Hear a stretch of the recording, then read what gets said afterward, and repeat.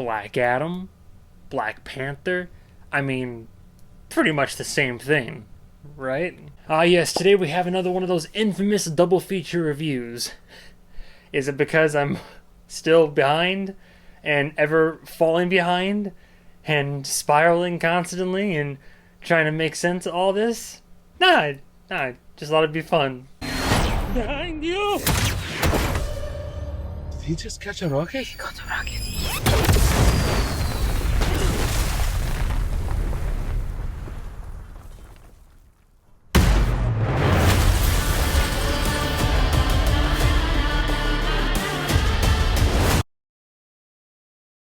First up, Black Adam. Directed by a adjusts fake glasses, Jaume Collet-Serra. Could be Jaume Collet-Serra, who's to say? Didn't know the name, didn't know the face, but shockingly knew some of the movies. Sure, if you want to go by most recently, he directed Jungle Cruise, which I mean, I haven't seen it, but I feel like after watching the trailer, I've seen it. But if you go back further, this guy did Orphan, which was good enough to spawn a sequel. And I gotta admit, Orphan was actually pretty decent. And then, even more surprisingly, go back even further, the director of Black Adam did, I actually like this one, as schlocky as it is, House of Wax.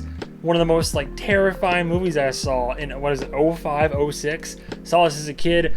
My god, I could be scared of wax and what you can do with that shit, but boy howdy. I'm gonna try to review this seriously. There's a lot of memes, not only about Dwayne "The Rock" Johnson, but just about the Black Adam movie in general right now. Not on a Morbius type of level. I think this is actually more respectable of a film than Morbius, but you catch my drift. The main star, Dwayne "The Rock" Johnson. You know him, we all know him. I like the guy. Do I love him? Maybe not, because I mean, if take away the celebrity, the guy could be considered a bit of a, I don't know, he's a character, but he seems like a good fella. He seems to do good work. He's consistent at least. Does he make any Oscar-winning anything? I wouldn't say so, but he's fun to watch. He's enjoyable. Him and Kevin Hart, great little duo. He does what he does, and he does it well. There's a whole colorful cast of characters. Personally, the only one that sticks out to me is Pierce Brosnan, just because I really enjoy Pierce Brosnan. He's in this film, but from what my friend told me, they do a very big disservice to the character of Dr. Fate. I don't really remember the rest of them. I mean, I do, but I'm not like, oh my god, you remember when the big guy went big and then did this and the other girl was all whoosh whoosh? No, I don't remember any of that. Some of the humor in the movie lands. I laughed. Mind you, not all of the comedy lands. Some of it's just kind of but I gotta admit, there were some comedic beats that made me laugh, props. It's an entertaining flick. There's a decent story. Again, nothing groundbreaking here, but there's a decent story. I mean, I was intrigued, I was interested, I was curious to see where it would go. The story of Black Adam, the character, is not one I was familiar with. The Rock was very excited about trying to get behind this character. People vouched for him to be this character. I think people are happy with his performance. He seems to have given it justice, so he gets to be a anti-hero. I mean, overall, it's dumb fun. You can tell the director had a fun time. There's some colorful, interesting sequences and moments in the film where I'm like, okay, well, they're just having fun now, aren't they? DC either makes really good films, okay films, or films, and this one was probably right down the middle. I mean, it's dumb fun, nothing to write home about, nothing super memorable. I mean, it was a movie. I watched it, things happened, and then the movie ended.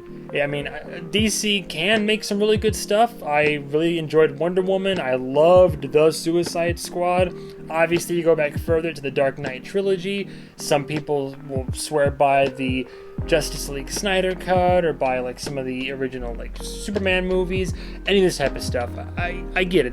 They can make good content, but as I've said for a while, they're just kind of too all over the place, not really organized. It's really hard for them to get consistent quality. Like I said, the ancillary cast they're unique, but they're just underdeveloped. They each get a little bit of development. Of course, Black Adam gets the most. You have the woman and her son that helped to find him, and then you have the villain and his backstory.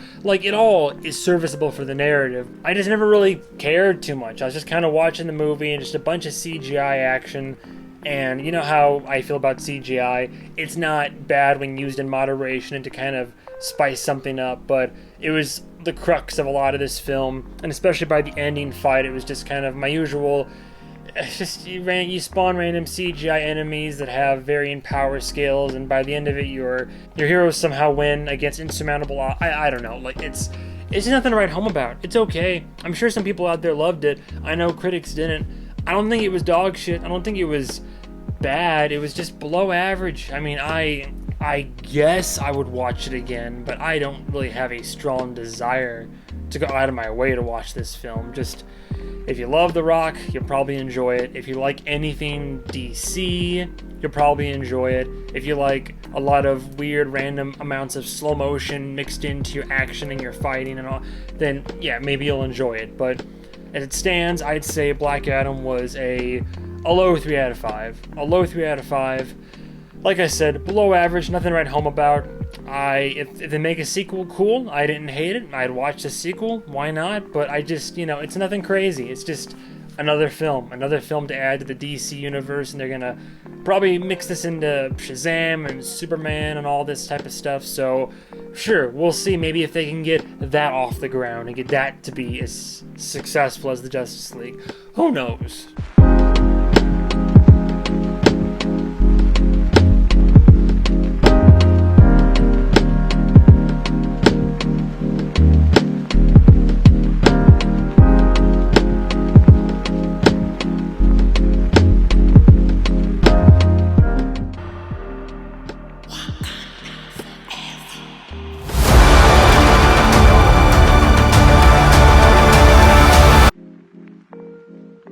Yes, it is Wakanda Forever. Wakanda Forever, Black Panther. Or I guess Black Panther, Wakanda Forever. It's Wakanda Forever. But as to anybody who's not aware of this, long story short, this is a 2022 release. It is basically the sequel to Black Panther, and as you all, I'm sure, are aware, it basically is in honor of and to continue the legacy of the unfortunate passing of Chadwick Boseman and his character that he brought forth to the screen. They agreed respectfully that they weren't going to, try to recast him directly or bring any CGI this or that, as Disney is wont to do, which was nice, but instead we have a continuation of the story and furthering the MCU or the Marvel Cinematic Universe. Wakanda Forever is directed by a Ryan Coogler. He directed the previous Black Panther, as well as one of these days I gotta sit down and watch all the Rocky movies and then finally watch what he directed, Creed, because Creed's about to go to its third movie right now, and honestly I hear nothing but good about all the Rocky movies, all the Creed movies, so one of these days I'll sit down and watch it. But in terms of the cast, want to give a big shout out. So there's who I consider to be a lead of this, Letitia Wright. I'm almost positive I've covered her before on the channel. Bravo, great as Shuri in the movie, loved her. Probably the other most important character, debatedly, in this film, Tenoch Huerta? I feel like it'd be Tenoch, but he plays the villain in this, and I think he kills it as well. A lot of people are kind of buzzing and talking about him. We have a very good protagonist, very good antagonist. I do want to say, very big shout out. The whole cast is great overall, especially all the Wakandans, but Angela Bassett, I'll get to her in a minute. Angela Bassett, and I'm gonna fuck up her name, but I love her in anything she's in. Dunai Greer? Yeah, love her. So Wakanda Forever. I had a feeling it was going to be good. For all the phase 4 Marvel, there's a lot going on in the world of Marvel, because there's the movies, there's the TV shows, I'm even behind on the shows, there's a lot of content, and not all of it is great. But in terms of the movies, there have been some standouts. I've given Shang-Chi some praise. I enjoyed Multiverse of Madness, although it wasn't. This might be the highlight. I think I still might have enjoyed Shang-Chi more overall, but Wakanda Forever, I will say, first and foremost, a beautiful tribute to the late, great Chadwick. I never really noticed this about Marvel films too much, aside from like the Avengers theme and stuff, but I think, if I recall, the first Black Panther also did this, but this one especially, killer soundtrack. I loved the soundtrack. I would unironically listen to some of these bangers in my car. I'm probably gonna look them up on Spotify any day now, but yeah, the soundtrack, very fitting. It's varied, but it's beautiful and matches a lot of what's going on. Like I said, excellent performances from the whole cast, no complaints there. It's really great to see Shuri take up the mantle in this movie, kind of as the leading starring role. The villain is not as intense or as well done of a villain as Thanos, but I mean, I think his motivations make sense, and you go from like, who is this guy, to, oh no, what this guy's about. Like, you get it, but his actions aren't justifiable. He gives very big Killmonger vibes, you know? I did want to give a shout out to the one scene in the movie that probably had me, I got misty-eyed through a lot of this film. There's a lot of moments where, you get emotional, but like all throughout. But I remember I almost was moved to, I think I shed a tear or two. There's one scene, and if you've seen the movie, you'll know what I'm talking about, but between Angela Bassett's character and Ms. Denai's character, very intense, very emotional, powerful.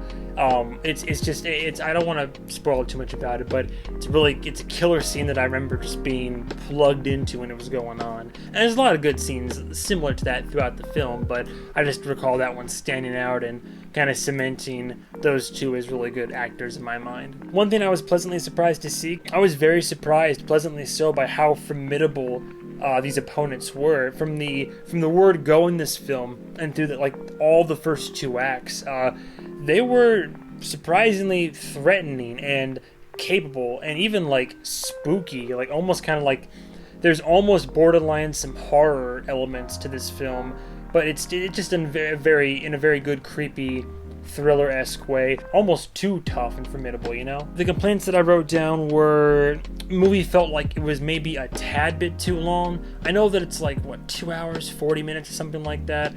I don't know if it needed to be an almost 3-hour film. I feel like you could have cut a few minutes, maybe 10 or 15 minutes, a scene or two here or there, or quickened a bit of the pacing, maybe just kind of trimmed some of the fat. Not bad, but could have been tightened up. You know me when it comes to Marvel and fight scenes. Love-hate relationship. There, in my opinion, are two really good fights / encounters in this that I loved a lot. They're both really good in their own right. All the other fights, scuffles, conflicts, wars, battle, whatever, they're alright. I think it's just a lot of people flying around and being punched around and very low stakes, and I don't know. Maybe you could still argue for their intensity, but all the other encounters are good in their own right and they're fun. Don't get me wrong, Wakanda Forever is still really good. It still holds its own in the phase 4 of the MCU. It's still enjoyable. It's a great tribute. It was powerful, emotional, and all that jazz. It's a US government B plot that it services the narrative, and I see why it's in there, but it also feels a little bit underdeveloped. If you're watching Captain America Winter Soldier, or even Civil War, whenever the government and the world governments get involved, it felt like it had more weight and impact, but it almost feels like the government B plot is kind of shoehorned in just to get Martin Freeman's character involved and to be kind of a plot device. So I wish they would have developed that more, or gave it more weight or screen time or development. It just felt a little bit rushed and shoehorned in there. End of the day, I don't really have too many complaints about it per se. I think it's really good. I think it's worth the watch. I think it's worth it in theaters. I got to see it in IMAX, so it's hard to not recommend that. I think it's one of the highlights of Phase 4. Wakanda Forever, a solid 4 out of 5 overall. It's strong for sure. It's a strong film.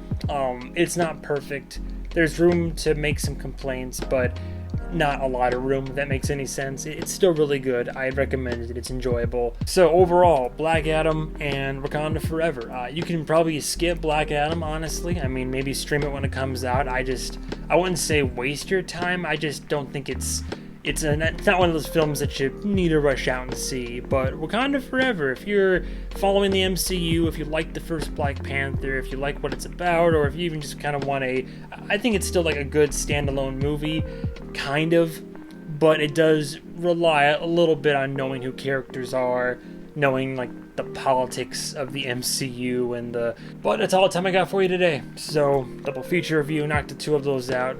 Cool, win-win. And yeah, stay tuned for the next episode of whatever movie I review. And goodbye, travelers.